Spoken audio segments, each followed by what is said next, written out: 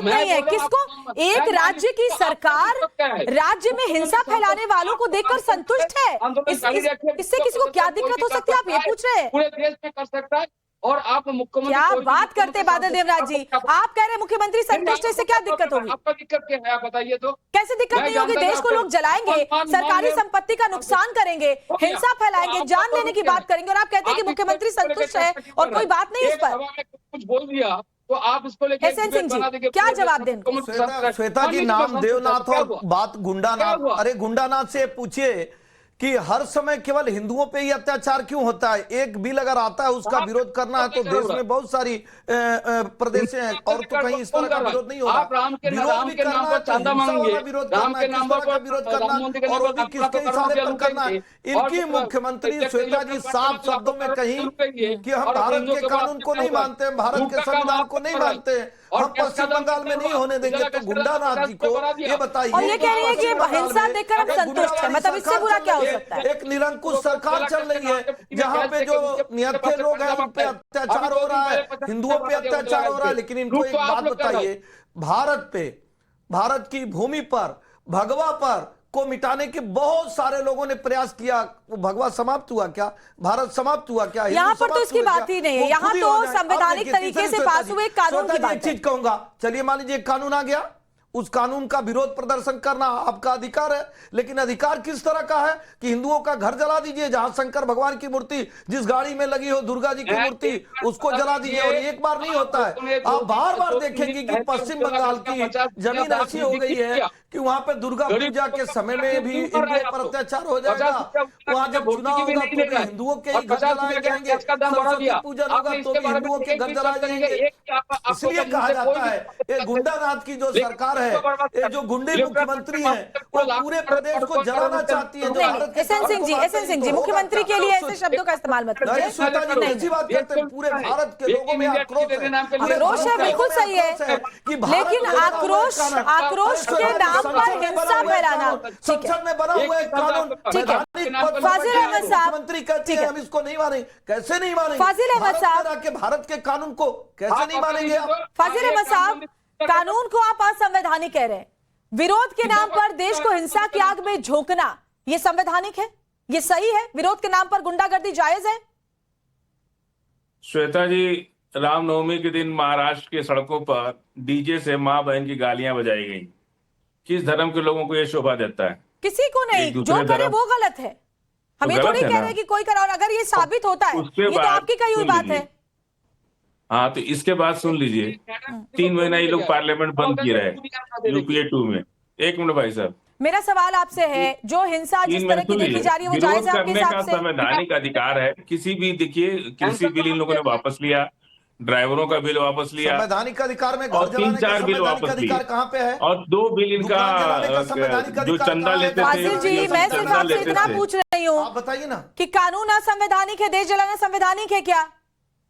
नहीं, देश तो ये भाजपा के लोग जलाते हैं, इनका तो नाम अच्छा, है पश्चिम बंगाल में जो हो रहा है, मुख्यमंत्री कहती है कि मैं बहुत संतुष्ट हूँ देख करके कितनी हिंसा हो रही है, ये बीजेपी करवा रही है। विचार मंच नहीं है, दाढ़ी टोपी को अभी एसएन सिंह को टोपी लगा दिए तो मुसलमान हो जाएंगे। अभी एसएन सिंह को टोपी लगा दीजिए तो ये मुसलमान हो जाएंगे, आई जाके बस जलाएंगे, लोग समझेंगे कि मुसलमान बस जला रहा है। ठीक है, इनकी वाणी बंद हो जा रही है कहने पे कि हमारी दीदी, आपकी दीदी। भारत जलाओ पार्टी इस देश में हमेशा दंगा का इतिहास रहा है। भारत जलाओ पार्टी नाम हो गया उसका, क्योंकि मुसलमान, इसका नाम है भारत जलाओ पार्टी। एसके दत्ता साहब, हमने पश्चिम बंगाल में पहले भी देखा है, शोभा यात्रा निकालनी हो तो आपको कोर्ट जाना पड़ता है, पश्चिम बंगाल की सरकार इजाजत नहीं देती।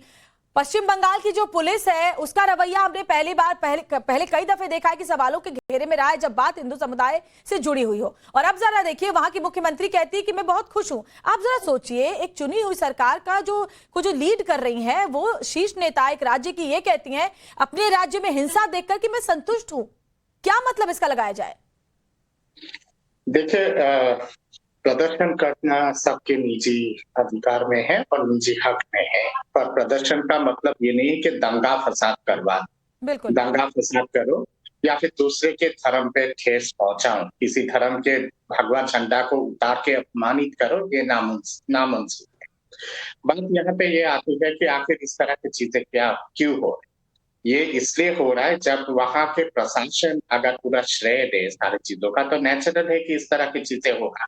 अब हाल फिलहाल आप देखिएगा टीचर की नियुक्ति वाला जो डिसीजन आया है सुप्रीम कोर्ट का, जिसपे सुप्रीम कोर्ट ने नाजायज माना है पूरा रिक्रूटमेंट प्रोसेस को, टीचर और नॉन टीचिंग स्टाफ को, उसको बाकायदा मुख्यमंत्री कहती है कि मुझे मंजूर नहीं है इस सुप्रीम कोर्ट के डिसीजन को और मैं लागू नहीं करूंगी। इसके बाद संसद में एक बिल मतलब पास उनकी होता है। अपनी इच्छा चल रही है, ये कानून मैं लागू करूंगी, ये कानून मैं लागू नहीं होने हाँ, दूंगी। बिल्कुल। क्या पश्चिम श्वेता जी, बंगाल मुझे- देश से मुझे- अलग है क्या कि वहां? मुझे 5 सेकंड दे दीजिएगा। यहाँ पे दूसरी बात ये आती है कि संसद से एक ध्वनि मत से एक बिल पास किया जाता है, वक्फ बिल। अब ये तो पूरे देश में लागू होगा क्योंकि भारत के संविधान पूरे बिल्कुल। देश में लागू होता है, पश्चिम बंगाल में भी लागू होता है। पश्चिम बंगाल कोई अलग राज्य नहीं है या फिर अलग देश और नहीं किसी है। भी कानून जितना- में संशोधन तो पहले भी होते रहे हैं। खुद वक्फ संशोधन कानून में पहले संशोधन हुए हैं 1995 में, 2013 करना है, में, तब तो वो सब भी सही था। पार्लियामेंट्री अब तय जब संशोधन करेगा। हुआ तो आपको लगता है क्योंकि ठेकेदारी खत्म हो जाएगी तो ये असंवैधानिक है। नाजिम खान साहब, आप मुझे बताइए, सुप्रीम कोर्ट में याचिकाएं लगाई गई हैं, अगर किसी बात से विरोध है तो विरोध दर्ज करवाइए, लेकिन विरोध के नाम पर क्या गुंडागर्दी को आप जायज ठहराएंगे? विरोध के नाम पर देश को शाहीन बाग बना देने की धमकी को आप सही बोलेंगे? हाँ श्वेता जी, देखिए सबसे पहले मैं शुरुआत करता हूँ औज़ बिल्लाहि मिनश शैतानिर रजीम, बिस्मिल्लाहिर रहमानिर रहीम। अब देखिए, आपके चैनल के माध्यम से मैं सभी देशवासियों से अपील करूंगा कि आज जुमे की नमाज है तो किसी भी अफवाह पे ध्यान मत देना। यह मुल्क आपका अपना है, इस मुल्क की सौहार्द बनाने की आप लोगों की अपनी नैतिक जिम्मेदारी है। कुछ बात लोग आएंगे आपको बहकाने के लिए आएंगे, उनके बहकावे में बिल्कुल नहीं आना, क्योंकि ये मुल्क संविधान से चलता है और संविधान ही हम लोगों को परमिशन देता है कि इस मुल्क के अंदर किस तरीके से रहना और किस तरीके से इस मुल्क की सौहार्द बनानी है। अब देखिए, अब आ जाता हूं मैं आपके बात सवाल पर।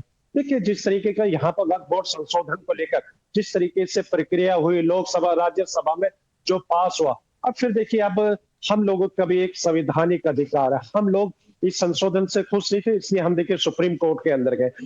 वही सुप्रीम कोर्ट के अंदर गए हैं जिसमें बाबरी मस्जिद का केस चला था। वही सुप्रीम कोर्ट है जहां बाबरी मस्जिद का निर्णय आया था। वही सुप्रीम कोर्ट है, यहाँ पर भी वक्त संशोधन बिल को लेकर हम अब सुप्रीम कोर्ट गए और देखिए, हम लोगों की निगाहें हैं सुप्रीम कोर्ट पर कि किस तरीके के वहां बहुत सुप्रीम अच्छी कोर्ट बात है। में लेकिन गृह मंत्री ने भी कहा कि अगर आपको आपत्ति है किसी बात को लेकर, आप विरोध दर्ज करवाएं, आप कोर्ट जाएं, लेकिन आप देश को जला देंगे, ये तो सही नहीं है। आप ये धमकी देंगे कि हम जान ले लेंगे। हाँ श्वेता जी, देखिए, अगर कोई इस तरीके की धमकी देता तो देखिए गलत है, और मैं तो अपने भारतवासियों से ये कहूंगा कि ऐसी धमकी पर बिल्कुल ध्यान न दे। अच्छी बात कह रहे हैं आप। अजय गौतम जी धर्मगुरु हैं। श्वेता जी 10 सेकंड हो, ठीक है, 10 सेकंड हो। श्वेता जी देखिए, जब यहाँ पर अगर कोई भी अगर फेस्टिवल होता है, रामनवमी का हो या अभी कोई सा भी हो, अभी आपने देखा होगा गाजी सलार के मजार पर किस तरीके से झंडे फहराए गए थे, किस तरीके से माहौल खराब करने की कोशिश करी गई। तो देखिए, हमारे भाजपा के प्रवक्ता बैठे हैं, तो मैं इनसे अपील करूंगा कि ऐसे संगठनों पर तुरंत ठीक है। बैन लगाया अजय जाए गौतम ताकि जी, उनके तस्वीरें अंदर जो कलकत्ता से सामने आई उसमें आपने देखा कि भगवा झंडा को उतार दिया गया। भगवा झंडे को उतारते हुए नजर आ रहे हैं लोग। मतलब देश का माहौल खराब करने की कोशिश लगातार वहां से हो रही है। पूरे देश में अगर वक्फ कानून बनने के बाद सबसे ज्यादा हिंसा कहीं हुई है तो पश्चिम बंगाल में है, और हमने पहले भी देखा है कि वहां कैसी स्थिति रही है और मुख्यमंत्री इसको शह दे रही है। देखिए, पश्चिम बंगाल में हिंदुओं के साथ जो हो रहा है, इसको मैं कहूंगा स्टेट स्पॉन्सर्ड टेररिज्म, राज्य प्रायोजित आतंकवाद हिंदू धर्म के खिलाफ। ये पश्चिम बंगाल की हकीकत है। जहां रामनवमी का जुलूस हो या दुर्गा विसर्जन हो, आपको उसके लिए पहले कोर्ट से परमिशन लेनी पड़ती है। अगर आप कुछ भी असहमति जताते हैं, अगर भारतीय जनता पार्टी के लोग चुनाव हार जाते हैं, तो वहां के जो पश्चिम बंगाल के टीएमसी के नेता है, हिंदू महिलाओं को घर से खींच के बलात्कार करते हैं। कार्तिक घोष जैसे बुजुर्ग की हड्डी के 70 टुकड़े वहां पर मिलते हैं। तो ये जो भी कुछ हो रहा है उसे मैं राज्य प्रायोजित आतंकवाद मानता हूँ। लेकिन इन लोगों को ये नहीं भूलना चाहिए कि इस क्रिया की अगर हिंदुओं ने भी इसी तरीके से प्रतिक्रिया दी तो मान के चलिए ये सब बातें मत कीजिए, क्योंकि